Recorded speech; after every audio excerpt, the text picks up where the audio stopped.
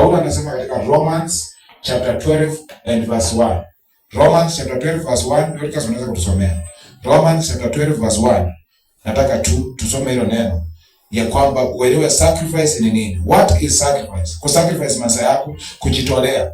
Na sacrifice, watu wa shetani na wengine wanatoa sacrifice zile ziko na nguvu.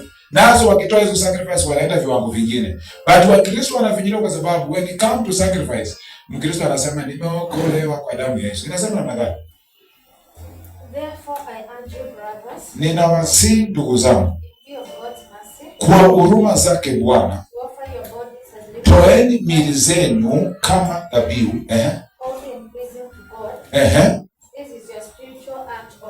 haleluya. Yaani Paulo alianza kusema kwamba first of all tutoe miili zetu siwe nini? Dhabihu. Halisi tunaona dhabihu ile kubwa unaweza tolea kwanza ya kwanza is your body. Karibu sana Minister Nancy. Yes. Asante sana. So, the power of sacrifice. Na jana tukawa tumeangalia mambo ya sadaka na nikaahidi ya kwamba leo tutakuwa tukiendelea kuangalia mambo ya sacrifice, the power of sacrifice. Na ningetaka tusomee kitabu cha Malaki chapter 3 verse 1 mpaka verse number 5. Tunaangalia power of sacrifice. Nguvu ya madhabahu, nguvu ya dhabihu. Nguvu ya dhabihu, utashikanisha nguvu ya dhabihu in Jesus name. Nguvu ya dhabihu, the power of sacrifice. Hallelujah. Hadi simefika kama umeniangalia unaweza soma. Malaki 3 verse 1.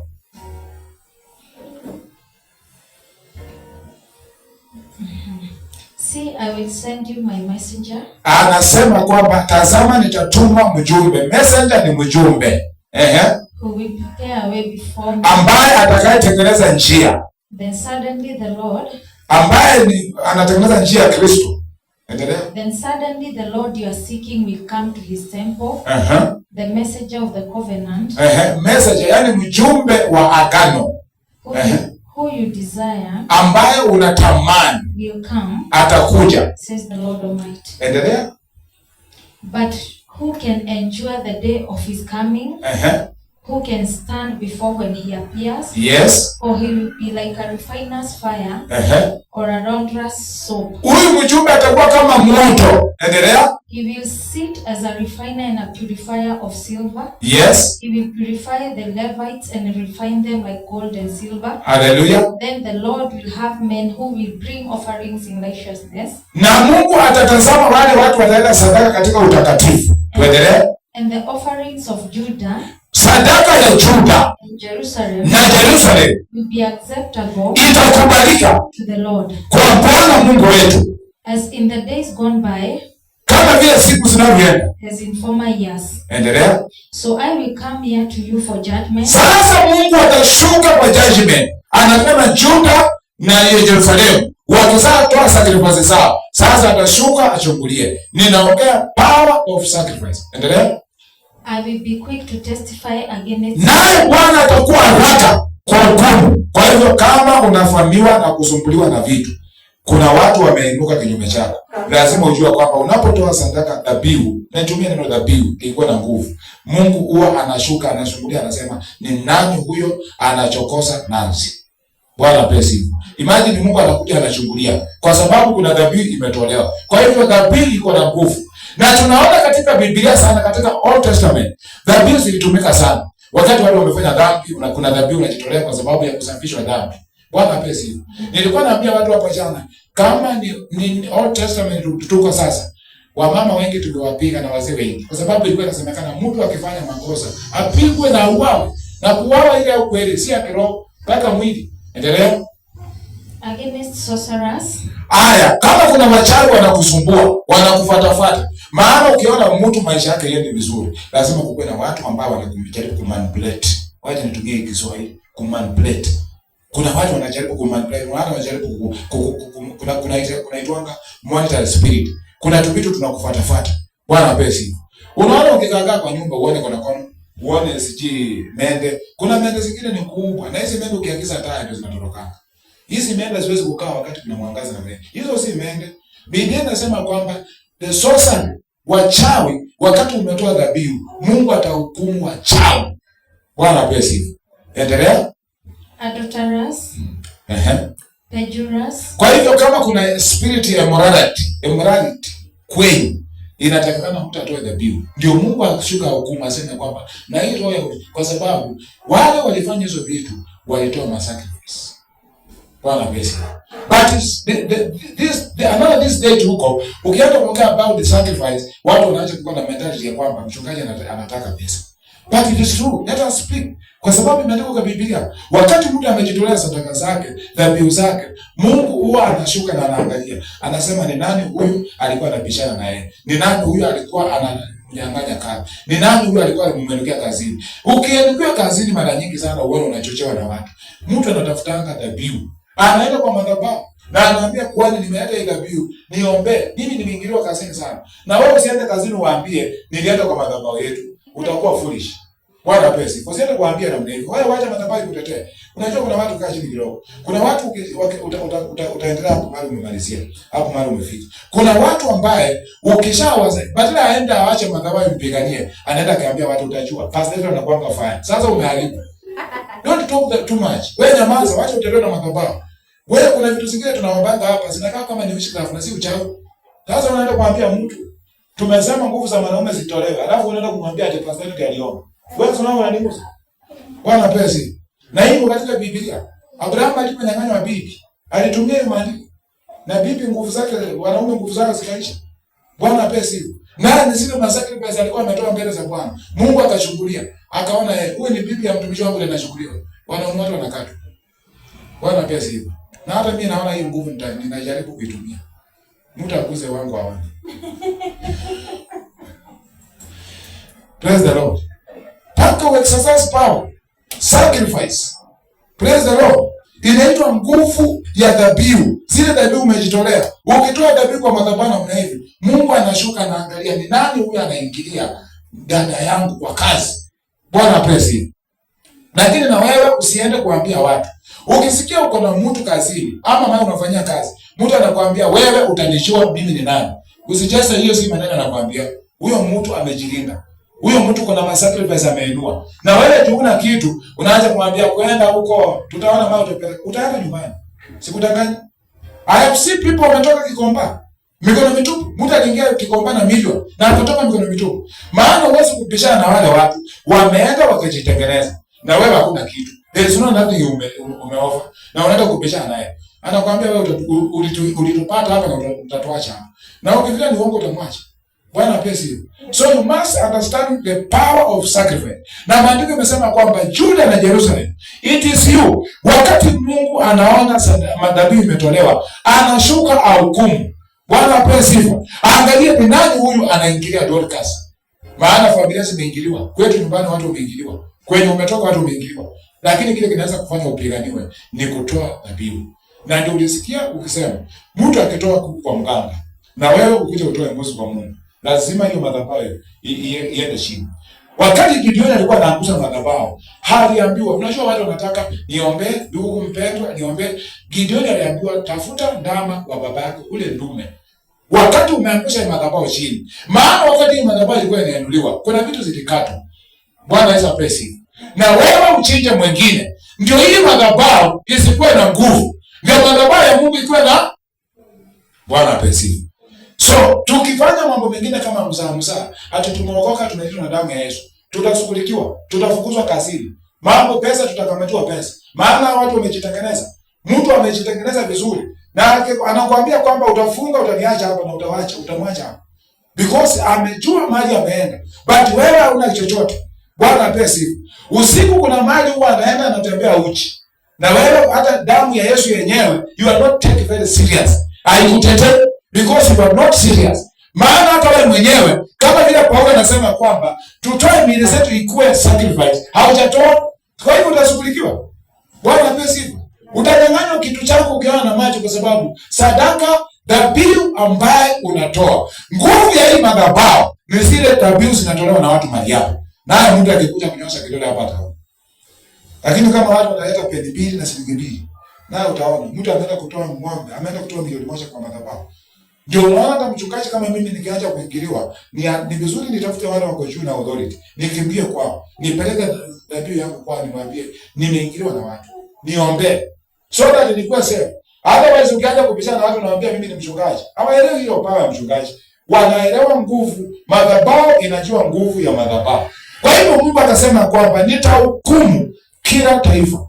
Kwanza kuna mahali imesemekana hata msichana wa kazi akiingiliwa na mtu aende kwa madhabahu. Endelea.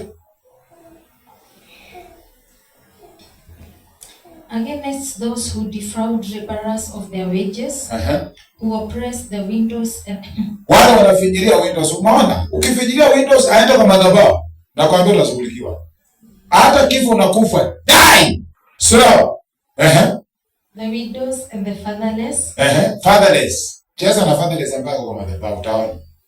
And deprive aliens of justice, but do not fear me, says the Lord Almighty. Endelea. I, the Lord, do not change. So you, O descendants of Jacob, are not destroyed. Amen. Washiapo. Bwana pesi. Mungu hatabadilika. Ningetaka kukwambia mpaka wa leo, dhabihu inaongea. Bwana pesi. Dhabihu inaongea. Inaongea. I met my brother yesterday, nikikuja. Akaniambia wacha nikwambie kitu kimoja. Unaona vile tulikuja bla bla bla bla bla. Bwana pesi. Maana sitaki kusema mambo yote. Wacha nikwambie, madhabahu huwa inateteanga madhabahu ingine. Na madhabahu inaweza pigana na madhabahu ingine. Kama mtu amekuroga, wacha nikwambie watu wamerogwa. Watu wamerogwa. Usione mtu akitembea, mtu ameshughulikiwa. Pesa zako zimechukuliwa. Na wewe uko hapo unasema, "Nimekataa." Alafu ukisema umeshakataa, unaenda unalala. Wacha nikwambie utashughulikiwa. Hata chakula utakosa. Hata maji ya kunywa utakosa. Hiyo level ambayo uko si level yako, lazima kukuwe kuna vitu ilihusika. Na kama haijahusika saa hizi, ni kusema kwamba wakati ulikuwa unazaliwa, ukikua, kuna watu walitembea kwenu na wakafanya vitu. Wanaweza pesa. Ndio unaona unakaa tu namna hivi. Kwa hivyo ni vizuri hata watoto wetu tuwatolee madhabihu kwa madhabahu. Tupeleke watoto kwa madhabahu. Walindwe. Wale watu wananena maneno mabaya. Alafu unasikia mtoto wako alikuwa anafanya vizuri, ameanguka mtihani. Mtoto alikuwa na akili nzuri na anashikalia siku hizi asiki chochote. Mtoto alikuwa anasoma Kiingereza vizuri, siku hizi asiki. Kwa sababu kuna mtu ameenda mahali akasema wale watoto wangapi wawili wa Njoroge nataka wasisome. Na watoto kutoka hapo watoto wanashikalia vitu yote. Ukiweka biashara na wewe uenda hapo bure, alafu hujafanya chochote, lazima ujue hapo hiyo udongo kuna wenyewe. Bwana pesi. Hata hizo nyumba zenye tunazijenga. Ndio unaona nyumba nyingi zikijengwa huko Nairobi, utakuta kwamba wenyewe wakimaliza hata kama hajaokoka wanachinja mbuzi. Ni nini wanakuwa wanafanya? Ni kujitengeneza na kujitengeneza. Na hiyo nyumba ukiingia, wewe utampatia pesa na wewe unakosa kitu ya kukula. Sikudanganyi. Bwana Yesu pesa. Maana amejitengeneza. Na wewe ukiingia hapo kama Mungu wako ako juu, mambo ni mawili. Aidha utapigana uame ama ushinde zile miungu. Bwana Yesu pesa. Kwa sababu kuna mtu aliletwa hapo usiku akazunguka hapo usiku mzima na akatoka kaenda. Huyo mtu ukisikia akikwambia pesa zake mtu aendaki nazo. Ni kweli mtu huwezi enda nazo. Utazitoa. Bwana pesa. Na wewe una chochote, even the blood of Jesus yenyewe, you have never taken the blood of Jesus very serious. Unachukua casual. Damu ya Yesu unachukua casual. Ndio maana tunapopatia watu damu ya Yesu tunaambia kwamba hii kitu ukitumia chua iko na umuhimu. Inaweza kufungua maisha yako. But someone take like juice ya kawaida. Bwana Yesu pesa. So anakosa kufunguliwa. Maana kuna nguvu. Na shetani anajua vizuri kwamba wakati dhabihu imetolewa, lazima kuna mambo Mungu ataongea. Bwana Yesu pesa. Angalia kitabu cha Genesis chapter 15 verse number 11. Verse number 11. Ninaongea habari ya power ya sacrifice. Na nitakueleza hata watu waliowatoa watoto wao ndio miungu zao ziwe na nguvu. Genesis 15 verse number 11. And when the vultures came down on the carcasses, Biblia inasema kwamba wakati kunguru, si kama ni kunguru ama ni nini ule ndege mrefu anaitwa gani? Oh my God. Bwana pesa. Akashuka. Abraham drove them away. Abraham alimfukuza. Wakati mtu anataka kujitolea sacrifice, unakuwa na vita. Kuna vitu vinakukataza, kuna vitu vinakwambia hapana, mimi nazo usifanye hivi, hautafunguliwa. Kuna vitu zinakataa. Biblia inasema kwamba Abrahamu alifukuza. Kuna masauti yanakunenea. Hii pesa ni nyingi, unapelekea mtu. Na si mtu unapelekea. Unapoleta 10,000 kwa madhabahu, si pesa umeleta. Ni madhabahu za kweli umeleta. Kwa hiyo hata kusema ni pesa umeleta. Na ndio unaona pesa kama hizo haziwezi kukuliwa na kila mtu ovyo ovyo. Kwa sababu hizi vitu zimebeba ugonjwa, zimebeba kansa, zimebeba nini? You can imagine mtu ni mgonjwa kansa. Analeta milioni kwa madhabahu. Ndio kansa iondoka. Alafu kansa ikiondoka inataka iende wapi? The power of sacrifice. Sacrifice inafanya kazi. Saa hizi nikitaka kuombea Kenya, siwezi kwenda kusimama pale nje. Lazima niombee Kenya nikiwa kwa hii madhabahu kwa sababu Kenya ni madhabahu. Nikienda kuombea pale, alafu madhabahu ya Kenya ikizunguka, inauliza ni nani huyu ameanza kutuuliza. Inakuja kwamba sina kivuli. Inagongo. Ndio unaona si vizuri kuanza kubomoa madhabahu kwa nyumba. Alibiu na mwa madhabahu ya ushida. Ninaondoka usimwa madhabahu ya ushida kwa nyumba. Maana hakuna madhabahu kwa nyumba. Ukitaka madhabahu kuja kwa kanisani. Hapa ndio utakuja kulilia Mungu. Na wakati mwingine ni vizuri hata usilete hata sacrifice pastor ajue. Kama ni pray, ukimaliza iweke, enda. Don't write your name. Weka hapo na uende. Mungu si ameona. Biblia inasema Mungu atakuja ashughulia anaone. Wacha pastor asione, Mungu ataiona. Wewe kuja uone na uweke hapo na uende. Uone sacrifice vile itafanya kazi. But people watu unajua sacrifice ambao unataka upresiwe, uenuliwe, tumeletewa, hiyo sacrifice haitakuwa na nguvu. But hii sacrifice ambao umeitoa na umeiweka hapo umwambie Bwana akusaidie. Na nimesema waambia mimi, wakati tulikuwa tunatoa sacrifice kwa enzi zetu, bahasha ilikuwa ni moja. Hauandiki jina. You put money there and unaenda kwa madhabahu unanyamaza. Endelea. Huyo ni Abraham. Abraham drove them away. Akazifukuza. Lazima tufukuze masauti zote ambazo zinatunenea against wakati tunataka kujifungua maisha yetu. Lazima ufunguliwe. You are a big, yaani wewe ni mtu mkubwa. Mpaka lazima uachiliwe katika jina la Yesu. You are a business, lady business. Mwana biashara mkubwa unafaa kwenda nje. Na umefungiwa. Lazima ujifungue katika jina la Yesu. Pamoja na maombi ya mchungaji, na wewe lazima ujitolee sadaka zako. Uende kwa madhabahu mwambie Bwana hii shida nimechoka nayo. Hey! Bwana pesi. Hallelujah. Nilitolea my sister sacrifice. Ninajua niko online na hiyo inaenda online. Nilitolea my sister sacrifice. Baada ya kuona anaingia hapa. Nikachunguza yule mtu alikuwa anaitwa Lea. Hakuwa anakaa kwa Bwana. Unajua vitu zingine tutakazo kusema zote, lakini wacha niseme ndio ujue the power, vile power inaweza kufanya. Sinzaingia katika hiyo marriage sasa hizi ni miaka. Hajawahi kunipigia simu, hajawahi kuniambia na mwanangu atoke na vitu yangu kwa Facebook. Amesimama. Na alikuwa ameokoka. My sister ndio alini-influence mimi nikaokoka. My sister mwenye ananifuata mara yenyewe, yeye ndiye alini-influence. Ingawa nilikuwa naogopa Mungu, lakini sikuwa nimeokoka. Yeye ndiye alini-influence. Na kabiblia wengine anakaa kabisa hapa. Hao kabisa hapa ndiye alikuwa anakuchanga naka na nisomea. Lakini yeye amekamata, madhabahu imemkamata, nguvu za kila zimemkamata. Nikashindwa ni nini? Anaombewa, hata anajua kujiombea lakini afunguliwi. Na akienda mahali hata nakumbuka siku moja ameingia mahali zingine, mzee na wake wawili, yeye ameenda kuwa watatu na anafuta bangi, alafu ananipigia simu ananiambia, "Niombee mume wake bangi aache bangi." Nikamuuliza my sister, "Unaenda kwa mtu akona bangi? Tena wewe ni mke wa tatu. Are you serious?" Anasema tuachane na maisha yake. Endelea. Now when the sun was going down, wakati mwezi yani jua ilikuwa inatua, a deep sleep fell upon Abrahamu akapata usingizi mzito. Wakati mtu ametoa dhabihu ile imemuuma, kuna kitu itakuja kubeba wewe ikufanyikie kwa maisha yako. Akalala usingizi mzito kabisa.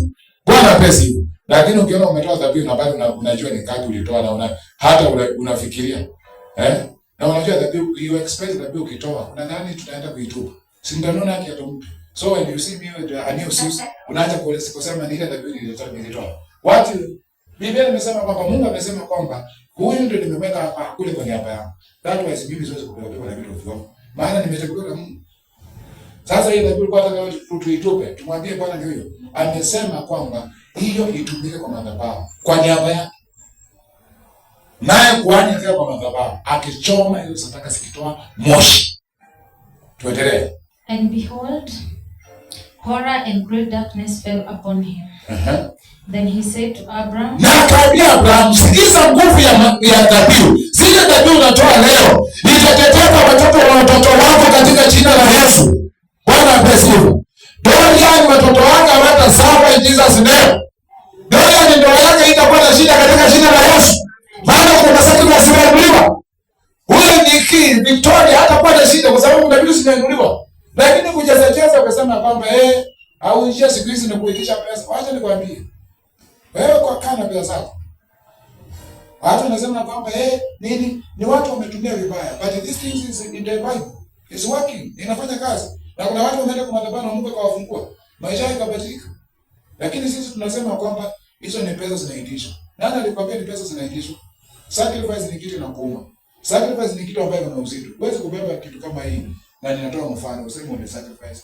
Unatoa kitu ambacho unasikia uchungu so that hata ukikaanga na mlevi, Biblia inasema kwamba usikize mzito ikamshika. Now God say Mungu akasema mnakani. Then he said to Abraham, na akamwambia Abraham, know certainly that your descendants will be strangers in a land that akamwambia kizazi chako kitakuwa kigeni katika nchi ya kigeni, and they will serve them, na watateseka, and they will afflict them 400 watateswa miaka 400. And also the nation whom they serve I will judge, na ile taifa ambayo itakayowatesa nitaihukumu. Afterward they shall come out with great possession. Baada ya hiyo watatoka na vitu vingi katika jina la Yesu. Now as for you, lakini kwako, you shall go to your father's, utapumzika na baba yako. Achana na hiyo. Hapo achana nao. Ningetaka understand. Abraham alipotoa dhabihu, Mungu alishuka na akamwambia Abraham, kwa sababu wewe ndio ungekufa, wewe ndio ungepita. Ni kwa sababu hii dhabihu ambayo umetoa, kwa sababu hii sacrifice umeleta kwa madhabahu, watoto wako. Imagine Mungu anaongea habari ya watoto wako. Mungu anaongea habari ya watoto wa Nicole, wa kwenda hivyo. Maana Nicole ataoleka. Hata kwa mtoto kila wakati. Lakini lazima tena apitie mahali mama yake amepitia. Lazima apitie kwa barabara. Si lazima tukatae katika jina la Yesu. Kuna vitu lazima tukatae nazo. Even hata kama ni very painful. Bwana pesa. Praise the Lord. Lazima tuangalie kisasi chetu. Tuangalie watoto wetu. Tuangalie watoto wa watoto wetu watakaa namna gani. Bwana ape sifa. Even you need to enjoy life. Na utaenjoy life na magana na kuna hata ambazo zinasema pesa, ukipata pesa, unakuta unaweza kupata pesa kiasi fulani. Na hiyo upiti hapo. Na ukipata pesa mingi, maneno mingi yanatokelezea. Mara nani ni mgonjwa, mara nani ako na shida, mara siku na nani tunachangia, hizo pesa zinaenda namna hiyo. There's something wrong. Bwana ape sifa. Let us don't blame ya kwamba Mungu afanyi kazi. God is working. Na anafanya miujiza. But the power ambazo zimetushika na zile masacrifice watu wametoa. Watu wengine wameenda Tanzania. Watu wengine wameenda Mombasa. Wakakaa ndani ya bahari. Wewe hata kukuja kukesha inakuogopesha. You joke with that somewhere akikwambia kwamba utatoka hapo utaniacha. Ukifikia ni mchezo. Unaona mtu anakamata mume wako na anakuambia kwamba utatu nipeleke mahali unataka. Na ni kweli hata uweze kupeleka mahali, hata ukienda kwa polisi anakuambia hiyo ni shida ya nyumbani, solution. Bado unashindwa, kwani kuna mashetani na mambo gani? Anajua vile amejilinda. Bwana pesa. Kuna mambo siwezi nikayaongea, lakini yako. Nilisikia kuna watu wanaenda kwa waganga. Wanapatiwa wadada, wanapatiwa mafuta fulani. Wanajipaka ndio waweze kukamata wale wabunge, watu wakubwa wakubwa. Mtu ako na kile amesoma na anaenda kwa mtu ambaye hata ukiangalia atasoma. Alafu anachukua ile upumbavu ako nayo anampatia. Na kila akikaa baada ya siku kadhaa, kuna msichana alikuwa ametengeneza milioni 6. Alitaka kutoa dhabihu kwa mama yake akiroa wakati alikuwa kikoma. Akamkataza. Akamwambia ndio pastor wako toa dhabihu. I'm not your pastor. Anataka kuacha ile kazi, lakini sasa ameshindwa maana ametengeneza pesa mingi.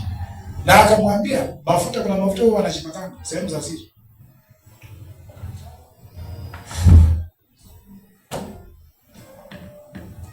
Na si mafuta ya cowboy ninaongea. Na siongee mafuta ya Vaseline na nini. Bwana pesa imetengenezwa ukijipaka ni hivyo. Msaada watu unapeleka huko. Na mtu akona bibi na watoto wanalia. Mama anaana njaa. Kwa sababu yule mtu ameenda kwa naye akikaa kidogo anapeleka. Akikaa kidogo anapeleka. Na pesa ile alikuwa anasema anapelekanga. Hawapelekaki chini ya 50,000. That is hiyo ndio pesa kidogo. Hawapelekaki chini ya 50,000. Na ukitoka huko kila mwanaume unataka utapata. but is the power of darkness. Madhabahu ya giza. Bwana pesi. So let us tusiignore hizi vitu, tusiogoke tukue wajinga, tukaa walevu tuseme kwamba nimeokolewa kwa damu ya Yesu. I was asking someone yesterday, ukiokoka na ulikuwa umezaa mtoto, sasa mtoto unamtupa kwa sababu ya kale imezaa vitu. Let us see these things vile Shetani anataka kudanganya. Utatupa huyo mtoto. Useme kwamba sasa nimeokoka na sasa nimekuwa yani mtoto, sasa sitaki kuitanisha na mtoto. Wewe ukafanya namna hivyo. Kuna vitu lazima tujikomboe. Kuna vitu Yesu ametufanyia, lakini kuna maneno lazima tujifanyie sisi wenyewe. Bwana pesi. Praise the Lord. Minister Nash, come on. Unasikiza maneno? Praise the Lord. These are the things ambazo zinatukula. Hizi ndio vitu ambazo zinatukula. Madhabahu ya kishetani inafanya kazi. Ina operate. The whole night ina operate. Usiingeno. Biashara utaweka hapo, unaona wateja wanatoka hapo wanaenda next. Na wewe unaanza vitu zako hapo zinakaukia hapo. Unajiuliza nini inafanyika? Bwana pesi. I have seen sister akilia apatiwe aombe apate mzee. Analia. Tafadhali nipewe tu mzee. Na si ati kwamba mwili analala mzuri. Amefungwa. Isikrai. Hata anasema tu kwende saa hizi, hapana kesho. Bwana pesi. Msiignore hizo maneno zinafanya kazi. Angalia watu ambao walienda extra wakatoa kiwango hata cha kutoa watoto wao. Nataka tuangalie kitabu cha 2 Chronicles 33. 2 Chronicles 33. Verse number 1. 2 Chronicles 33. Nguvu ya dhabihu. Dhabihu inaongea. Ana itaongea katika jina la Yesu. Itaongea in Jesus name. Bwana apewe sifa.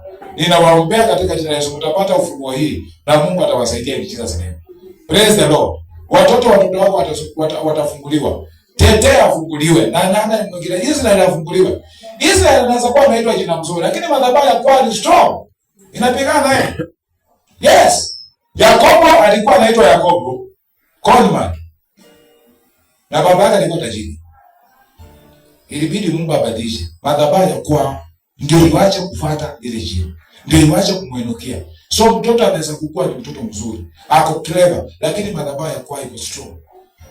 I see my brother. Tete alikuwa akienda kufanya mtihani. Wakati wa mtihani ukifika, bodi zinatokea kila mahali. Mpaka anashindwa kwenda kwa shule. We cry. Na si ati vitu za mchezo ninawaambia mambo ya ukweli. Bwana pesi. Mimi nilipromise my brother ambaye anaitwa John. Nikamwambia ukimaliza standard 8, ukiingia form 1, nitakulipia mpaka form 4. That time nilikuwa sijaoa. Wakati anafanya mtihani class 8, mimi kazi ilipotea. Nilisafa. Sasa hata baada ya mimi kuwasaidia, ninaitisha kwa mtu anaitisha msaada kutoka nyumbani. Msaada unaitisha kutoka nyumbani. Sasa unatumia msaada kutoka nyumbani. Hiyo si kitu ya kucheza. Altars ziko na nguvu. Dhabihu ziko na nguvu. Paka nikajiuliza, unatupu dhambi ya shosho, ya buka, ya ango, ya anti, mpaka unafikiria kama kuna ile ilibakia ndio inafanya uteseke. Lakini shida si dhambi. Tulishasamehewa dhambi. But kuna vitu ambazo lazima sisi wenyewe. Yesu akasema na mtu akitaka kunifuata na kuanja ajikane. Na kuna vitu utajua utapendeza watu wa kweli. Maana alisema kwamba hata ndugu na dada watakuchukia. Kuna vitu ukienda kuambia watu wa kweli, mimi nataka kutoa hii gari kwa sababu ya familia, watakwambia ono olimo. Na wewe umekuwa unasema brainwashing. Umekuwa brainwashing. Umeoshwa akili. Watakwambia namna hiyo, na kweli utaangalia useme na kweli nimeoshwa akili. Kwa sababu madhabahu ya kweli naye anauliza, unaenda kutoa hii kitu ufunguliwe, nyinyi mwache kupenya. Haiwezekani. Hii familia kahunja tuko nayo mpaka milele. I don't know. But God, Mungu atawafungua katika jina la Yesu Kristo. Bwana pesi. Hiyo kitabu nataka tusomee ndio iko na maneno, mtasikia watu wanatoa mpaka watoto wao. Wanatoa watoto wao kafara. Inasema na magani. Manase was 12 years old. Manase, atuende pole msomaji. Mpeleke pole. Manase alikuwa na miaka 12. When he became king. Wakati alianza kuwa mfalme. And he reigned 55 years in Jerusalem. Na akatawala Yerusalemu miaka 55. But he did evil in the sight of God. Lakini akafanya mambo maovu upande wa Mungu. according to the abominations of the nations, kulingana na vile mataifa ambazo walikuwa wanapakana nazo walikuwa wamefanya, whom the Lord had cast out before them, ambaye Bwana alikuwa amezikataa. For he rebuilt the high places. Yeye akainua madhabahu ya juu. Sikiza, akainua madhabahu ya juu. Kuinua madhabahu ya juu ni hapo watu wanaenda, unasikia unaambiwa kafara zingine tutatoa usiku. Ukisikia mtu anakuambia tuchinje usiku, atuchinjaje? Hata hapa mkianza kuona nimeanza kutoa mbuzi kwa madhabahu tunachinja hapa. Toroka. Usiongoje. Wewe ukiona tu tumeenda mbuzi tunataka tutoe dhabihu. Hakuna kitu kama hiyo. Chukua miguu na toroka. Usiongoje mambo mengine kwa sababu hiyo tayari ni cult. That is not spiritual. Bwana pesi. Maana hakuna damu nyingine inafaa kumwagwa. Damu ya Yesu pekee yake imetosha. Kwa hivyo kuanza kumwaga damu nyingine kuna misimu tunaoinua. Kwa hivyo Biblia inasema kwamba akajenga miungu za juu. Kujenga miungu za juu ni pale unaona kwamba kuna wazee kabla wakunywe pombe na mtaniruhusu na mniulie radhi. Utaona wanamwaga chini. Wanamwaga na the queen of Malkia ule wa kishetani. Anapewa pombe kidogo kunywa. Bwana pesi. And one of things that Malkia anafanyanga ni kuona kwamba huyo mtu asikae na bibi yake karibu. Maana atakangi kushare. Tuendelee. For he rebuilt the high places which Hezekiah his father had broken. Biblia inasema kwamba madhabahu hii aliyoinua Hezekiah baba yake alikuwa ameangusha. Bwana pesi. Kwa hivyo kunaweza tokelezea mtu kwa familia yenu akainua madhabahu ambayo ilikuwa imekataliwa, na hiyo madhabahu ikaleta shida kwa watu wote. Alileta shida Yerusalemu. Watu waliteseka kwa sababu aliinua miungu. Bwana pesi. Praise the Lord. Na nikawafundisha wakati kuinua miungu ni wakati unakuwa kuna vitu ambazo hata unavaa na unasema kwamba nikivaa hii kitu baraka huwa zinakuwa. Hiyo hakuna baraka iko hapo. Never. That is not a blessing. Hizo ni miungu umeacha kuinua. Bwana pesi. Unakuta kwamba kuna vile mtu huwa anaamini ya kwamba pesa zake kabla asitumie kuna mara anazipeleka zinalala. Pesa zingine zimeenda kuliwa na nyoka. Alafu wewe unapatiwa pesa umekimbia nazo. Ukipata pesa ni vizuri kwanza uombe. Pray for money. Wacha kukua vile haraka. Ombea pesa. Pesa zimepelekwa mahali watu wamelalia, wamekaa hapo. Bwana hizo pesa hivi. Mnaona hizi party zenu mnatupatupanga ovyo ovyo. Mnisikize vizuri kwa mama. Hizo vitu mnatupatupanga ovyo ovyo kwa dasipi.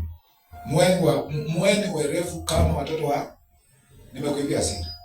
Otherwise utazunguliwa. Just wewe drop. Shetani akisapata damu yako, wewe kusubiria ni kitu rahisi. Na unaanza vile unaanza kuiangalia. Na hii mbona hujai kusikia? Mimi nimekuambia. Hizo vitu zenu muweke vizuri. Mwache kutopatoka ovyo ovyo. Unazunguliwa tu. Maana the devil like blood. Shetani anapenda damu.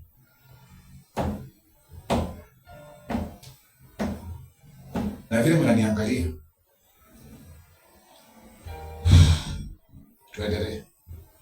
He raised up altars for the Baals and made wooden images and he worshipped all the hosts of heaven and served them. Sasa kuna miungu ya anga, akaziabudu hizo miungu, akazinamia, akaziabudu, akazinamia. Akafanya zile miungu zikuwe na nguvu. Na ni hizo miungu zikuwe na nguvu zilihitaji sacrifice. Na tunaenda polepole. Utaona sasa mali na sacrifice. Hakutoa pesa, hakutoa mbuzi, alitoa watoto wake. Ndio hizo mizimu akuwa ananena nazo kwa mbele. Kwa ndio kazo niangalia na kile wao. Tunaenda kutoona verse number 6. Alitoa watoto wake wawili, akawapitiza wakachoma kwa moto. Watoto wakachomeka, ndio akuwe na nguvu. Ndio zile mizimu ziweze kumtetea. Na wewe ni nini umekuja nayo kwa Kristo inaweza kutetea? Yesu anasema sorry yangu nimekupea Bwana. There is something you need to do. Na hii ni kitu ambacho unafaa ukachini ufikirie. Si kitu unafaa kufanya decision mara moja ufikirie. Check your life, uangalie kwenyu, upige darubini kutoka kwa babu yako, upige darubini ukuje namna hiyo, utajua tu. Endelea. He also built altars in the house of the Lord. Hata akaenda kwa madhabahu ya Mungu, akajenga madhabahu ya kishetani kwa madhabahu ya Endelea. Of which the Lord had said, in Jerusalem shall my name be. Mungu alikuwa amesema kwamba nyumba yake itakuwa nyumba ya Bwana pesi. Lakini sasa Kuna pesa zinaweza kuja kwa madhabahu. That why we pro. Yaani tunapenda watu waeke pesa wapi? Kwa altar. Mtu asipatie pesa kwa mkono. Anaweza kukamata. Maana ameenda kule amepewa instruction na ameambiwa huyu mchungaji kwa sababu ako na shida ya kulipa rent ya kanisa. Ndio umpatie pesa kwa mkono. Na ukimpatia utamkamata. Mtu akileta pesa hapa, wewe ukinipatia pesa nitachukua. I don't have to. But any stranger come here na money, awekele kwa mkono. Sitashika. Ama utume kwa simu. Because unaweza kumpatia kutoka hapo, ukasikia kichwa imeparalyze upande mmoja. Unashughulikiwa. Na ni shilingi 10,000 pekee yake. Hata si pesa mingi. Mtu akileta pesa ni mzuri akile kwa hata. Akiangalia kwa hata madhabahu inaenda. Hakuna urongo itafanyika. Hata kama amezitoa kwa devolution, tunazitumia na ita perfect. Bali ukichukua hiyo pesa na mkono, umeshika na mkono, amepewa instruction, unataka tu ukishika mkono, tayari amekuchukua mume exchange. Waacha tuone vile mambo itaacha. Maana kuna madhabahu za maagano, ameinua na wameambiwa kwamba ukipeleka ukijifanya na dhabihu unaenda kutoa. Lakini hiyo dhabihu umeshikanisha kwa mkono. Muwe waelefu. Na dhabihu ina nguvu. Wakati Samuel alikuwa anaenda kumwagilia Daudi mafuta, aliulizwa, nikienda akaambiwa, enda ujifanye umeenda kutoa nini? Dhabihu. Because sacrifice iko na power. Watu wakisikia ni dhabihu inatolewa. Ni nini anatolewa ni dhabihu? Wengine wanasema kama matambiko. Hizo vitu za matambiko tuache nazo. Ati wanaanza kuja na hizo kuna matawa mengine inanyunyishiwa na wewe vile unashindana na kuombea hapo umekaa hapo unanyunyishiwa. Alafu unatemea mate. Hakuna baraka unapatiwa hapo. Kwanza nikwambie kitu. Hakuna baraka. Tusome kwa Biblia mahali nionyeshe mahali walifanya matambiko wakamwagia mate. Fungua hiyo scripture unionyeshe. Hivi kama si shetani ameshika kama mawazo za watu. Hizo ni mizimu zinainuliwa. Bwana pesi. Huyu mtu aliitwa Nancy ama nani ako hai. Ulimpata? Haukuwahi kumwona? Kwa hivyo hata historia yake uelewe vizuri. Tuendelee. And he built altars for all the hosts of heaven. Akajenga madhabahu. In the two courts of the house of the Lord. Kila kona yani kona akajenga madhabahu hizo za kishetani. Also he caused his sons to pass through the fire. Hapa nataka uende polepole. Watoto. Sasa baada ya kujenga madhabahu kuna gharama. Umeokoka, kuna gharama ya wewe kulipa. Baada ya kuinua misimu zake vizuri, kuzitengeneza, kujenga hizo sanamu na nini. Sasa kwa sababu anataka akuwa anaongea na sasa moja kwa moja. Wacha hii unasemanga, Bwana nataka unisokewe mwenyewe. Unionyesha kama ni wewe. Hata Gideoni aliweka ngozi. Hata Abraham alipasua vitu akaweka hapo. Biblia inasema kwamba na moto ukakuja ukaramba zile vitu. Wewe unaambia Mungu, nataka nikuone wewe mwenyewe. There is something umeofa kwa Mungu. Umemwambia nataka nikuone wewe mwenyewe. Huyu sasa anataka kuongea na misimu one by one. Sasa alitoa watoto wake wawili. Maana kwa devil, kwa shetani hakunanga kitu cha bure. Ofa ni kubwa. Afadhali kwa Mungu ni pesa. Sisi hatuwezi kukuambia ulete mtoto wako kwa madhabahu ati atolewe sacrifice. No. Lakini hapa inasema alitoa watoto wake. So, na uone ni shida nyingi. In the valley of the son of Hinnom, he practiced soothsaying. Akafanya mazoezi. Used witchcrafts and sorcery. Na uchawi. And consulted mediums and spiritists. He did much evil in the sight of the Lord. Listen to me. Wakati mtu ametoa masacrifice, madhabahu huwa inanena. Na huyu wakati alitoa sacrifice ya watoto wake, mizimu na zile siti zinaitwa namna gani ya Kiswahili zilianza kunena. Maana alikuwa na communicate nazo one by one. Lakini angalia gharama ya watoto. Wewe unaweza kutoa mtoto wako sacrifice, achinjwe. But huyu hata hutu hakuna, alimpitisha kwa moto akachoma. Ndio akuwe na nguvu. Nazo hizo dhabihu zimetolewa kwa shetani. Alikuwa na power, but alileta shida. Shida zingine ambazo watu tunapitia, kuna watu hata kwa family, wengine hata hawajui vizuri, walienda mahali wakatoa vitu. Bwana pesa. Hata Polycarp iko kwa familia, ni kusema kwamba kuna mtu alianzisha na alifanya bila alifanya. Na akainua mizimu. Na akadeclare. Na akasema kwa hii familia lazima mtu awe na wanawake watatu. Kwa hivyo hata ukiwa mmoja ulipige na hata uoe na harusi ya kanisa. lazima utaoa wa pili. Maana ndani mizimu za kule video zinaongea. There is power. Kule unafanyia kazi unahitaji protection. Mahali kwa nyumba yako unahitaji protection. Ukienda kununua mchanga hii mchanga kuna watu walikufa kama wameshika kwa mkono. Enda ufuate historia nzuri. Ndio unaona mambo ya shamba, mtu anakata na ndugu yake. Mchanga ina mchezo. Na kama ninasema ni uongo enda mbele. Si watu wanakata watu kwa sababu ya mira. Si watu wana mikono kwa sababu alikuwa ameenda kuchuna mira. Mira ni ya kufuata kata mtu. Kaa chini kidogo. Bwana pesi. Mkono wa mtu inaanguka chini. Kama si maagano nini inafanya? Na hii ngombe inaitwa mabwana. Lakini mtu anaenda kuchuna anakatwa mkono inaanguka chini. Na akikwambia amekukata amekukata. Maana kuna maagano ilinenwa. Bwana anaweza pesi. Praise the Lord. Maagano ni mbaya. Hapana cheza na mtu ambaye ana maagano. Mtu ako na maagano usimchezee. Weka covenant na Mungu. Mtu ambaye ameweka maagano na Mungu huwezi kumwingilia ovyo ovyo. Ukimwingilia ovyo ovyo utashughulikiwa. Ukiacha kupita naye utakufa. Bwana apesi. Abrahamu ndiye atetewe. Sara alipochukuliwa ni maagano alikuwa ameweka. Tuangalie kitabu cha Genesis. Msomaji utarudi hapo kwa hapo mahali tulikuwa tunasoma. Kwa hivyo isifungwe. Genesis 14 verse number 20. I think ni there. Genesis 14 verse number 20. I'm not very sure, but let us check. Because I'm not computer, to understand. So, no. Genesis chapter 12 verse number 17. Genesis, Dorcas nataka kwanza hiyo ulisomea. Hiyo uisome na uimeze vizuri. Uishike. Genesis chapter 12 verse number 17. Scripture ndio hiyo. Mtu ambaye amefanya maagano na Mungu hapana cheza naye. Something can happen. Mtu akiingilia na mfanya maagano na Mungu, lazima atashughulikiwa. Hii utaza tunasikia hapa, si ile utaza tunatarajia leo. Kuna kitu inaweza tendeka. Hata kuna mtu sasa nilikuwa ninajua alikuwa na miguu zake zote. Lakini leo nimekuwa surprise my brother akiniambia kwamba hakuwa mgonjwa. Anaenda na pakao. Ni nini ilifanyika? I don't know. Lakini hiyo tuachane nayo. Tuendelee. But the Lord plagued Pharaoh and his house with great plagues. Mungu alipiga Farao kwa mapigo makubwa. Kile kilikuwa kinafanya Mungu apige Farao si kwa sababu Biblia inasema kwamba Sarah was beautiful. Alikuwa mrembo. Lakini covenant ndio ilimtetea. Endelea. Because of Sarai, Abraham's wife. Kwa sababu ya Sarah, mke wa Abraham. Endelea. And Pharaoh called Abraham and said. Na unajua ndio hiyo ugonjwa iondolewe. Ilibidi Farao aite Abraham.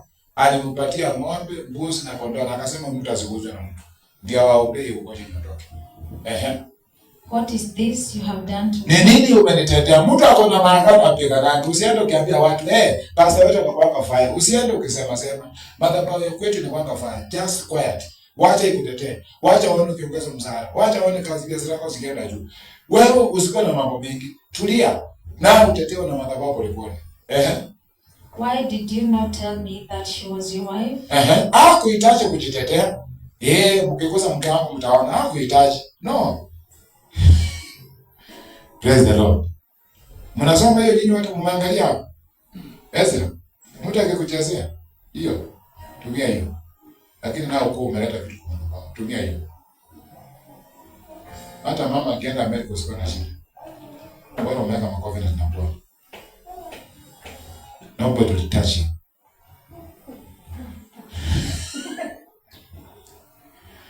Nikuzuri kuja kuweka maagano na Mungu.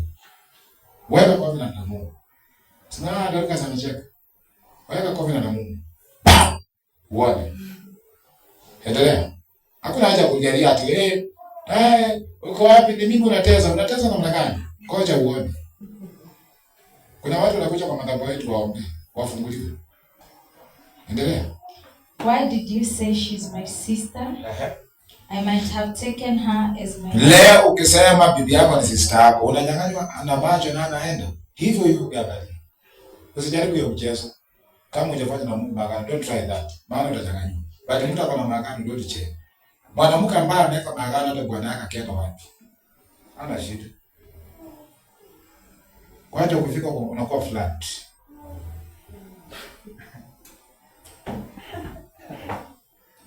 Bwana pesa. Na hii hakuna doctor, hakuna nini. Flat. Praise the Lord. Hauhitaji kumfuatafuata, baby uko wapi? No. Fanya magano. Na umwambie mtu yeyote atajaribu kumguza. Bwana ape sifa. Apooze katika jina la na unanyamaza tu, unafanya kazi yako hapo karibu na dunia, hata kama amefika saa 3 hajakuja. Yumwema Yesu, yumwema. Maana unajua maagano nao umefanya na Bwana. Nao sisi atakuja kukuuliza, acha nikuulize. Kuna ugonjwa niko nayo. Kanisa lenu huwa wanaambia watu kuna ugonjwa aina hiyo. Nao simwambie tuliomba na wewe. Sasa watu wengine wanapanga na kipelele. Hata nimeenda kwa pastor nikamwambia akufunge. Sasa umeharibu.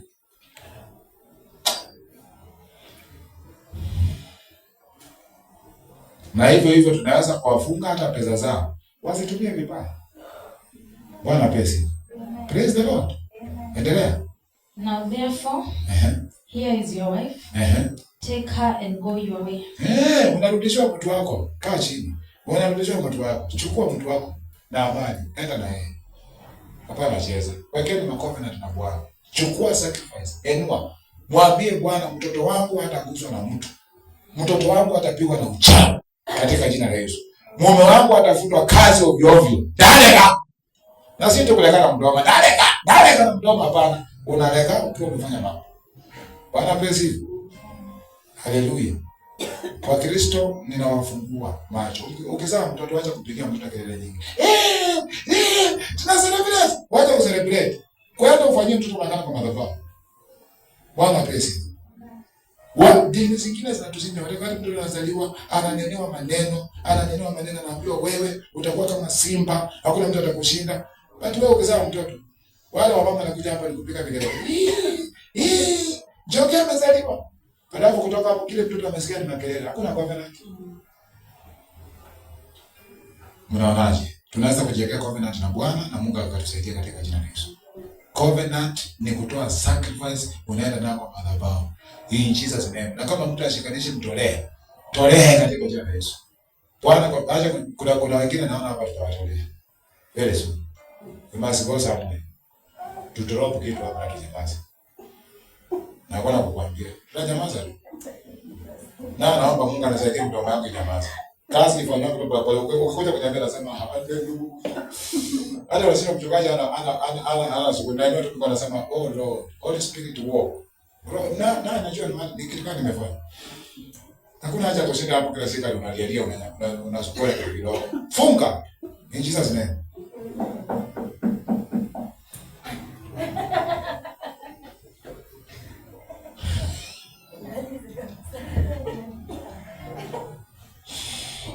Kwa biashara usisumbuliwe na mtu. Jitengeneze. Bwana pia sifa. Sisi hatuchangange mimi. Lakini tunaenda tunaangusa kitu pale na unatulia. Unanyamaza. Mama precious, usiende kuchanja mwili. Mtu asiende kuchanja mwili wako atakuwekea kinga. Kinga ni madhabahu. Weka vitu zako madhabahu na wewe unyamaza. Unaona wateja wanakuja, watu wanakueleza yeye naye nisikilize namna gani? Wewe nyamaza. Wewe waambie ni Jehova. Usiende kuambia ati kwetu. Utaharibu. Utaharibu. Watu tulikuwa hapa siku moja na misa nazo. Ndio tuambia tufunge mdomo. Lazima mdomo tufunge. Lazima tufunge mdomo kwa sababu wewe unajua tu vizuri. Wewe umekuja hapa nimekuombea, umeenda kuambia dada mwingine. Pastor niliombea hivi na nimeona nafanya kazi. Wewe unaharibu maneno. Alafu narudi hapo naanza kuniambia tena mambo yameharibika. Sitakuombea. Wao unadhaukia. Wewe unafikiria maombi yanaombea wewe nitakuombea wewe? Siwezi kuombea maombi ninaombea. Ukikuja peke yako private, siwezi kukuombea maombi nitaombea wewe. I pray for you kulingana na shida yako. Sasa mtu ako na shida ya pesa, na mtu ako na shida ya ndoa. Ni mtu akuombea maombi gani? Mtu ambaye mzaa na hala nje, na mtu ambaye kuna mume yake kwa nyumba atokangi nje na hana pesa. Ni mtu utamwombea maombi yake na kusema na huyu. Huyu lazima tutumie scripture ya Abraham. Huyu ambaye analala nje lazima tutumie Genesis. Baba katika jina la Yesu na wewe lazima kuamini. Nasema mzake wa kule, nguvu zote za kiume.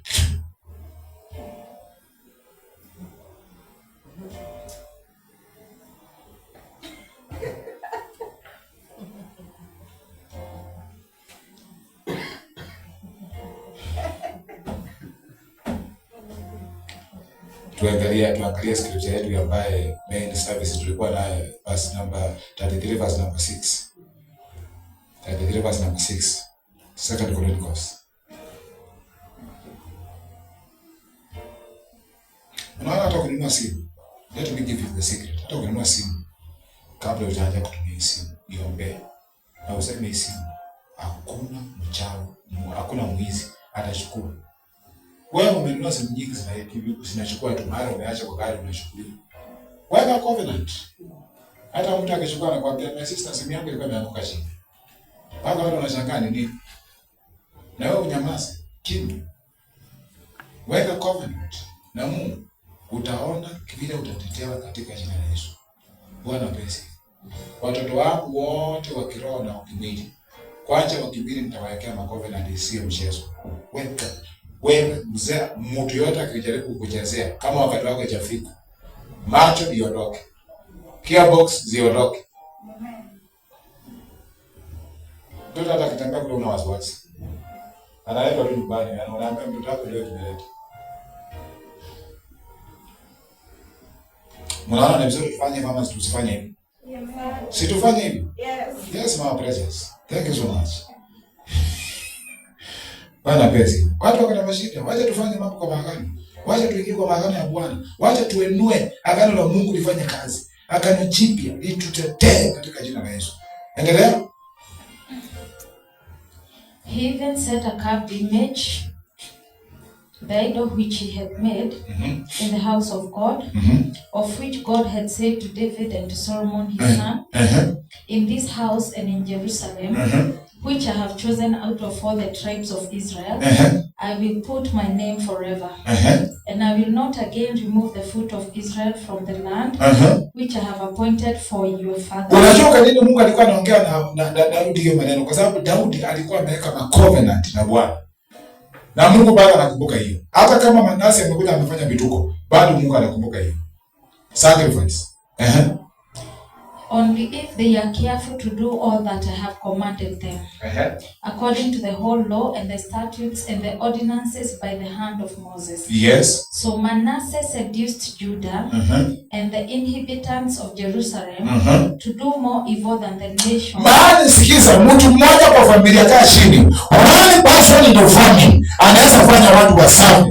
Alifanya Juda wakang'ang'ana, wakastruggle, hata kupata chakula kama ni shida. Kwa sababu aidha, yani miungu ilikuwa imeinuliwa, wakateseka, wakalia, wakakosa kazi. Ndoa zikawa na shida. Kwa sababu kuna mtu amenunua miungu.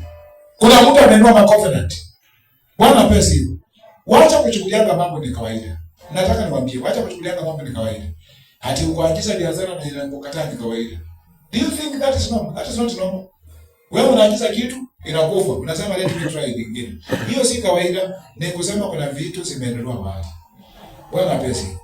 Hauwezi kukataliwa na wanawake watano wote ama watatu. There is something shida kwa mahali. Haiwezekani. Bwana pesi. Hata kama mwanaume ukiwa wanawake watatu wote wakienda, lazima tuambie shida iko wapi. Don't tell us that wanawake ndio wabaya. You must explain to us. Wacha mambo kuja kutokea hapa tu mama watu. Kwani hao mama wote ni wabaya? Haiwezekani. There is a problem somewhere. Bwana pesi. Tutakuchunguza. Pengine hichi na hivyo sawa. We must tell. Wewe usije kutuambia kwamba kila mtu ni mbaya. Hata yule dada alikuwa mbaya, hajui kupika. Hata yule mwingine hajui kupika. Bwana pesi. Kuna covenant zimeinuliwa. Praise the Lord. Lazima kuwa na covenant. I know the sister ambaye alienda kwa wanaume zaidi ya 6 na wasaba alikuwa mchungaji. Na akaambiwa huyu dada ukimchumbia, yeye hakukuwa ati unamuoa, mkianza tu uchumba. Mpanga harusi, kitu inatendeka, unakufa. Aidha uingie kwa lori, na alikuwa anapeleka watu wakubwa. Alipeleka na mchungaji ambaye ameweka covenant. Na dada alikuwa hata kwa vile watu wamemjua. Wanasema huyo anauaka watu. Maana ukimchumbia tu lazima mambo yako iende hivyo. Na si ati ufutwe kazi, ni ukufe uondoke. Alipokutana na mchungaji ameweka covenant, ameomba Bwana sawa sawa. Alimuuliza swali moja, "Are you ready to die?" Akamwambia, "Kukufa nini? Nakufa nini? Mimi nimeweka agano na Mungu." Akamwambia, "Mimi hata siku hizi nimeogopa wanaume kwa sababu nikiwakubalia tu wanakufa. walianja uchumba. Badala ya watu kuona kwamba wanakufa, walioana na wakazaa watoto wangapi?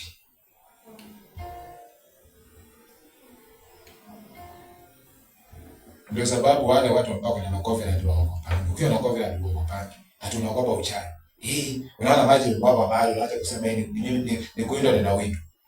Bwana pesi. Naona ni watoto wako wanawinda. Kwacha pita. In Jesus name. Bwana pesi sifu. Hakuna kitu kitafanikia. Ukipata mayai, ukiona mtu amekuja mahali anajifanya wazimu na anaongea vitu vibaya, hata usimame hapo mahali anaongea vitu vibaya, ongea mambo mazuri. Huyo si wazimu. Wewe ni mtu akona macovenant.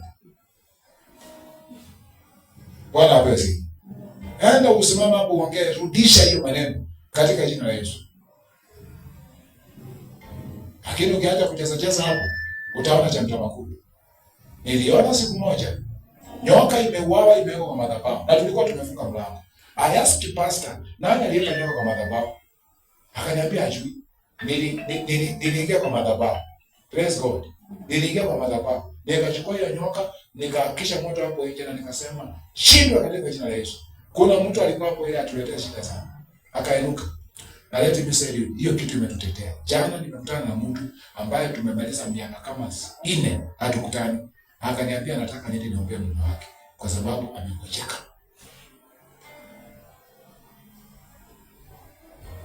Paka akaniomba namba. Na kwa sababu yeye alikuwa mtu mbaya, nikamwambia I will come. Wacha kwanza atoke hospitali nitakuja. Usitese na covenant. Covenant iko na nguvu. Mtu akona na covenant haingiliwi kwa biashara. Mtu akiwa na covenant hawezi fungwa ovyo ovyo. Mtu akiwa na covenant hatapelekwa kwa makesi ovyo ovyo. Mtu akiwa na covenant hakuna mikosi itakupata ovyo ovyo. Lakini kama una kitu, ni kama mtu anameza dawa na afuate instructions za daktari. Umeambiwa na hii usimeze kama chakula na unaenda kumeza kama chakula. Hiyo dawa itafanya kazi? Haiwezi kufanya kazi. Bwana Yesu asifiwe. Praise the Lord. That time tulikuwa tunakuwa. Si mimi mzuri nawaambia kama maneno yangu. Ninyi mnaniambia hii. Niko kwa kamera. Mimi uniambia yenu.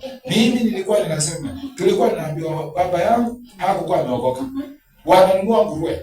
Alafu tunafungiwa kwa nini? Kwa siwaji. Ndio tusirogo. Na tulikuwa tunarogo. Anasema kwamba na mafuta. Haikuwa mambo mabaya sana. Lakini ukiangalia kitu unaona si kiungo. Alafu hiyo mafuta asubuhi tunapaka pako kwa uso.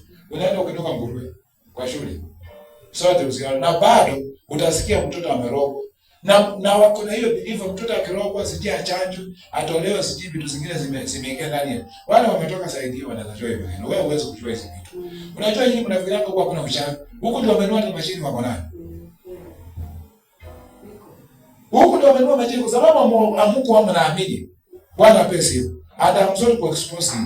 Kwa sababu mko mnaamini ndio watu walikuwa nakufa na vitu zinafanyika na mnasema ni normal. Kukufa ni kawaida. Si kawaida. Kuna vitu zimefanywa. Bwana pesa. That why ukiingia kwa kanisa la kiroho unakuwa exposed. Kuna vitu unaacha kuelewa kwa unajua. Wao unafikiri unasema atakula hakuna ziko. Wanazifanya.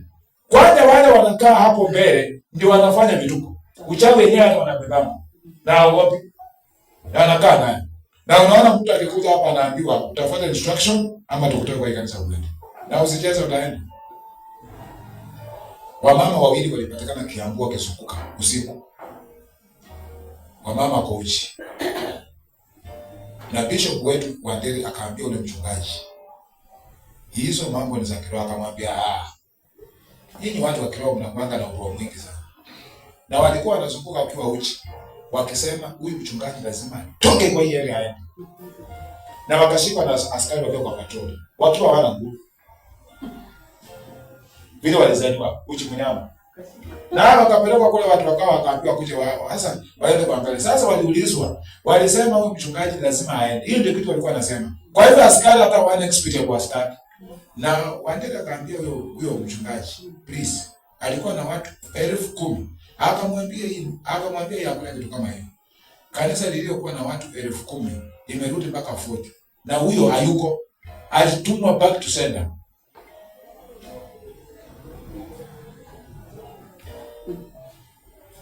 Juda ikawa na shida kwa sababu ya mtu mmoja. Mtu mmoja kwa familia anaweza kwenda kutengeneza vitu na ikatuletea shida. Hapa kukiingia mtu mbaya lazima tukaukiwe sisi wote. because we are a family. So when one someone anakaruka nje akaenda kufanya kitu, amefungua milango. Zile familia unakuta kwamba labda mzazi amewahi kurep mtoto wa jirani, hiyo familia iko na shida. Hata kama walisamehe, hiyo familia iko na shida. Nilikuwa ninaona sadaka zingine kwa Biblia mpaka unaweza kuogopa kusikula. Mtu amerepiwa, alafu sadaka unamleta kwa madhabahu. Umuombe atakaswe. Wewe unafikiri ni rahisi?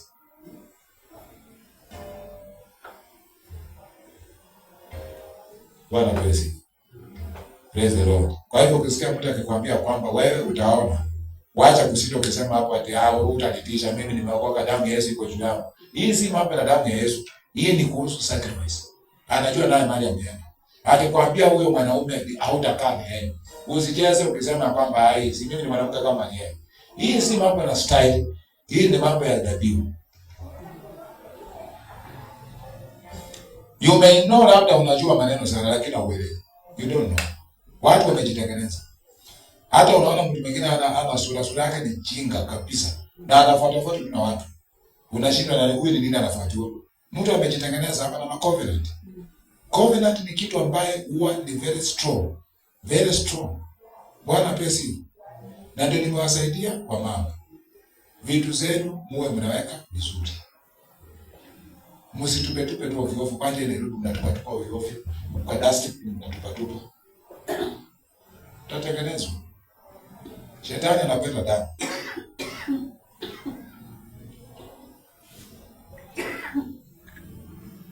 Praise the Lord. Soma hiyo mstari mwingine tafadhali, msomaji. Somea mstari mwingine.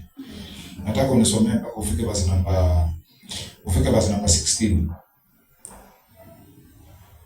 Ukifika verse number 16 utakoma. So Manasseh seduced Judah and the inhabitants of Jerusalem to do more evil than the nations whom the Lord had destroyed before the children of Israel. Yes. And the Lord spoke to Manasseh and his people. Mungu ni wa huruma. Mungu ni wa sema Mungu ni wa na ndiposa leo ninawafundisha kwa sababu Mungu ni wa huruma. Hata kama kuna macovenant zilifanya, tunaweza kufanya macovenant ya kurudia kwa Bwana na Bwana akatusaidia na akatufungulia katika jina la Yesu Kristo. But they would not listen. Therefore the Lord brought upon them the captains. Mungu akaleta nini? Utumwa. Sasa nataka usikize. Dorcas ukwende polepole. Wale watu wote wametoboa masiki. Wametoboa nini? Pua na mdomo na ulimi wako captivity. Hata kama uko na pesa mfungwa wewe. Hata kama ni sister yako amefungwa. This is didn't know. Sikiliza ndio hiyo. Tuendelee. Of the army of the king of Assyria. Who took Manasseh with hooks. Ambaye alichukua Manasseh na hooks. Bound him with bronze. Akafungwa. Sasa hii mambo unaona umetoboa ulimi, hapa mapua, sijaongea mambo ya masikio. You are in captivity. Mbona mmesanasa na smile?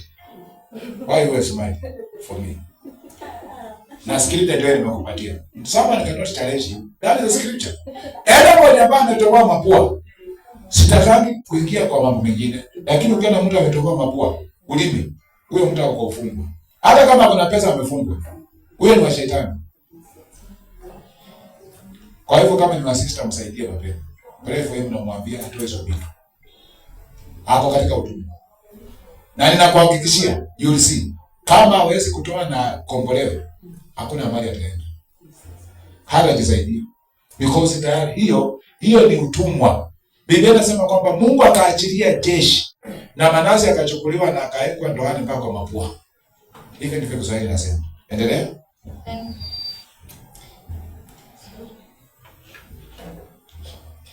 And carried him off to Babylon. Na akapelekwa Babylon. Babylon ni kule kwa utumwa. Baada ya Yesu miungu, kwa sababu madhabahu ya Bwana lazima inene katika jina la Yesu. Na madhabahu ya Bwana iko na nguvu. Baada ya Mungu kukasirika, kwa sababu watoto wametolewa, wao wameingizwa katika dhambi, Manasseh alichukuliwa na akawekwa ndoani na akapelekwa utumwani.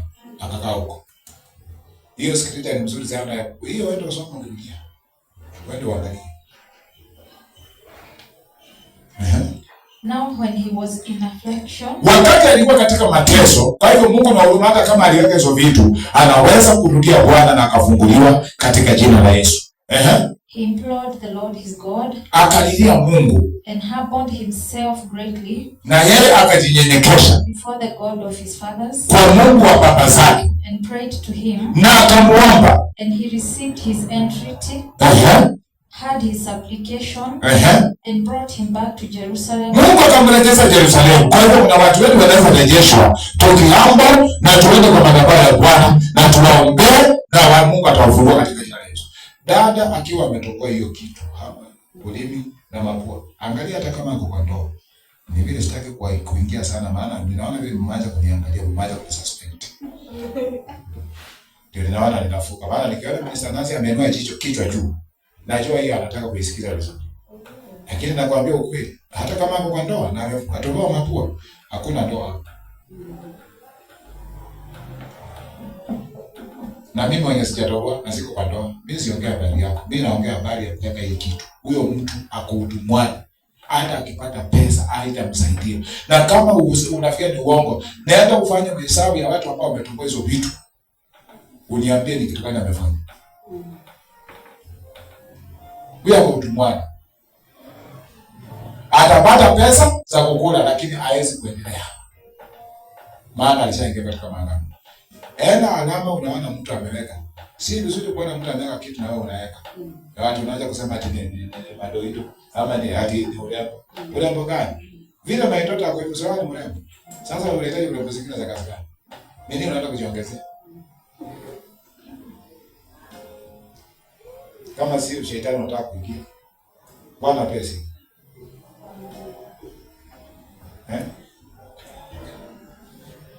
Kwani uliwahi kutokoa mama? Naona kwa kipo tekeliki. Lakini sasa hiyo ndio maneno. Hiyo ndio. Unajua there is no need tukuja hapa tuombe na watu wanaendelea kukaa katika utumwa. Hakuna haja. Bwana pesa. Kama kuna mtu akwenye ameweka hizo vitu. My brother alikuwa na pete. Kipete kununua tu. Hiki kinakuanga kikubwa. Akawa nadhani hiyo pete nikamuuliza, hii pete si ya harusi. Na unafanyanga nayo nini? Akaniambia, si ni waredati. Baba siku moja ikabidi wa fight na nguvu za giza na Mungu. Na akaambiwa utoe hii pete, maana hii pete imebeba nguvu ya kishetani. Na ni pete alinunua kwa duka. Kipete hiki kikubwa, hizi zinaonanga zikubwa hata unaweza kwa nazo matatu. Na mimi sijasema pete zote ni mbaya, lakini najaribu kukimbia siri. Kipete kikubwa. Bwana pesa. Hizo vitu mtu akikuwa nazo, kuna vitu ambaye inamvuta. Nimewahi kufanyia dada deliverance. Alikuwa na pete kwa mkono. Tukamwombea, watu wakachoka. Umeweka watu wanaombea mtu mpaka hata kunywa chai. Yaani chai inapigwa, wanaombea mtu mpaka chai inapigwa anakunywa. Mpaka watu wakasema huyu tumeinua mikono tuje tufunge. Nikawaambia no, hakuna kufunga. Kama wewe unasikia una imani, toka nje. Na nikaona mlolongo mzima watu wametoka nje. Nikabaki na kijana wangu nilikuwa nalea Timotheo. Nikamwambia wewe huwezi toka. Kama watoto utatoka wewe utatoka. Na nikamwambia dada mwenye huyo dada, wewe huwezi toka. Huwezi kutachia dada yako hapo. Utachia namna gani? Wewe lazima tupomboe wakiwa hapo. Sasa nikiwa ninaomba Mungu akanifungulia akaniambia nguvu iko kwa hiyo pete. Nilichomoa pete nikairusha hivi. Mwenye nilirushia pete akaanguka chini. So niliacha huyu kwenda kushughulikia tena ule. Bwana pesi. Na msichana akakaa hapo 30 minutes. Sura yake ikachange. But alikombolewa mpaka wa leo. Ni video ya mtu. Alikuwa deliver. Kwa hivyo hizi vitu ninawaambia ni vitu za ukweli na ziko zinafanya kazi. Kwa hivyo when you see your sister ametoboa masikio. Hiyo si urembo. Mapua, sorry. Mapua. Ametoboa mapua hapa, ulimi. Na kitu kingine naongeza, huyu hapo kwa utumwa. Kama ni sister, mfanyie kazi. Pray for him. Mungu amfungue katika jina la Yesu. Maana hata akiwa hivyo unaweza jua hata kama ni wewe pia nyinyi mmekamatwa na yeye. Because damu ni mzito kuliko maji. You are a brothers. Na ninaona vile mnaniangalia. Tuendelee. and brought him back to Jerusalem and his kingdom. Then Manasseh knew that the Lord was God. After this, he built a wall outside the city of David, on west side of Gihon, in the valley, as far as the entrance of the fish gate, and it enclosed open, and he raised it to a very great height. Then he put military captains in all the fortified cities of Judah. He took away the foreign gods and the idols. He took foreign god, yani miungu za kigeni, akaziondoa. Zile miungu aliingiza akaziondoa. Then alifanya nini tuendelee? And the idol from the house of the Lord. Akatoa kwa nyumba ya Bwana, maana alikuwa ameleta kwa nyumba ya Bwana. Watu tuamke katika jina la Yesu. And all the altars that he had built in the mount of the house of the Lord. Na madhabahu zote alikuwa amejenga. And in Jerusalem. Katika Jerusalemu. And he cast them out of the city. Na akaitoa nje. He also repaired the altar. Na akatengeneza madhabahu ya Bwana. The Lord. Sacrificed peace offerings. Akatoa sacrifice. Tena ikabidi atoe sacrifice. Lakini hapa tunaona kutoa watoto. Hapo uangalie vizuri. And thank offerings on it. Sadaka za shukrani akazitoa. And commanded Judah to serve the Lord. Na akaamrisha Judah wafuate Mungu katika jina la Yesu. Bwana Yesu asifiwe. Akatoa sadaka zingine, akatoa dhabihu zingine, akaziweka kwa madhabahu. Ninakuombea katika jina la Yesu. Hizo madhabahu ambazo zinapigana na nguvu zako lazima zivunjike katika jina la Yesu. Watoto wetu hawatasafa. Watasafa katika jina la Yesu. In the mighty name of Jesus Christ. We can stand in the gap na to change na tuseme kwamba it is over. Tuangalie mstari wa 22 verse 22. Verse 22. Tuko karibu kumaliza, nao tuende kwa maombi tujiombee. Nikuambie mambo mawili matatu, alafu sasa tuombe na Bwana atakusaidia. Akaangusha miungu za Baali, madhabahu za Baali akaangusha katika jina la Yesu. Baada ya kujiombea na kusema ya kwamba madhabahu ya kwetu nimetoa, nimeangusha, mtu anatafutanga vitu anaenda nazo. Na nimewaambia secret.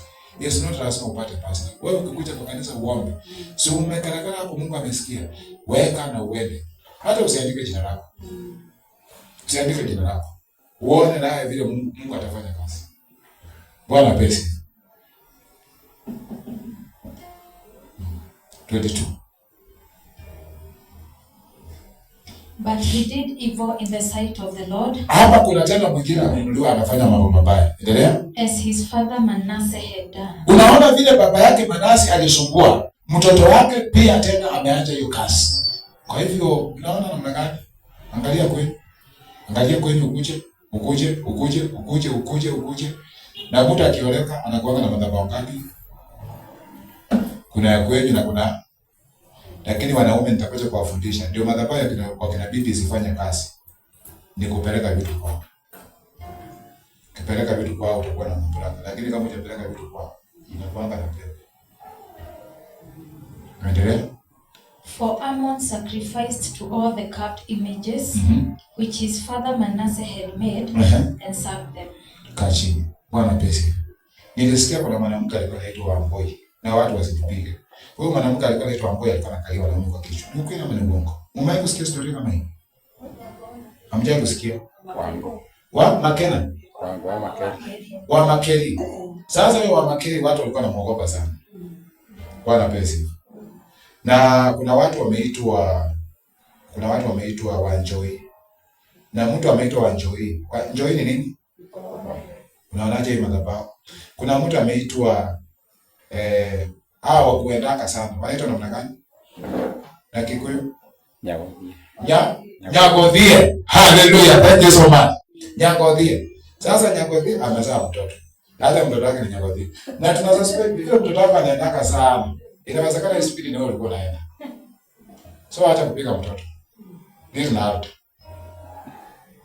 Nyagodhie. Na kanaenda kuenda. Na Nyagodhie anaenda. Kisumu wako. Uko wako. Ako wapi? Kila mahali. Everywhere.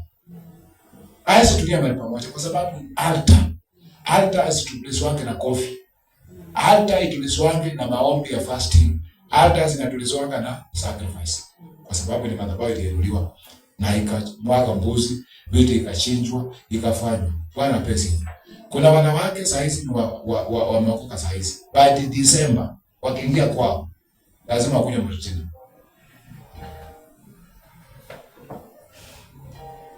Na ndio naona Januari tunakuwa na kazi mingi. Tungetaka kuita watu kwa watu wanipaa tako. Unaona mpaka dada anatokea unaona. Unasema ulikuwa kwa Prestige. Ni nini ile hapo? Mara tena iko kwa tu. Ana pewa sifa. I wish ya kwamba Mungu atatusaidia tupate kufunua hili neno na tufanye yale mambo ambayo yanatakikana. Mungu atatufungua katika jina la Yesu. Familia zetu zitafunguliwa, nyumba zetu zitafunguliwa, biashara zetu zitafunguliwa katika jina la Yesu. Mahali mama yako aligongewa na wewe umefika hapo umegongewa. Is not after inafanya kazi. Si after inafanya kazi. Your mother alikuwa very hard. Hakufanya kazi na nguvu. Lakini alimalizia wapi? Hakuna kitu akonacho anaweza simamisha. Baba yako alikuwa na nguvu na akafanya kazi na nguvu. Alimalizia wapi? Hakuna kitu alimaliza nayo. Inawezekana ya kwamba the altar iliendelea iko hai. Bwana pesa. Na hiyo altar haijawahi kupata mtu wa kufanya nini? Wa kuiangusha. Na madhabahu kama ijaangushwa inanena katika jina la Yesu.